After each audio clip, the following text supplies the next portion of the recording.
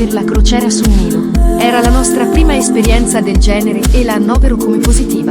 Soprattutto per la location, a parte i primi 2 giorni, nei quali siamo rimasti ormeggiati per andare a visitare le 2 sponde del Nilo a Luxor. Da quando ci siamo messi in navigazione è stato fantastico.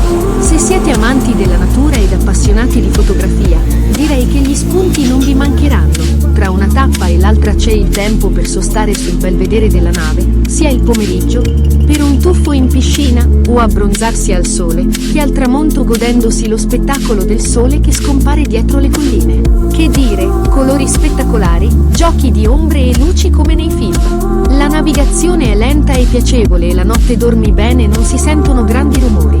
Tutto scorre lento, quasi senza tempo quando sei a bordo. Una sensazione di calma e relax ti avvolge, rimarresti ore a contemplare quei paesaggi, che quasi ti dimentichi del perché sei qui. Faraoni? Piramidi?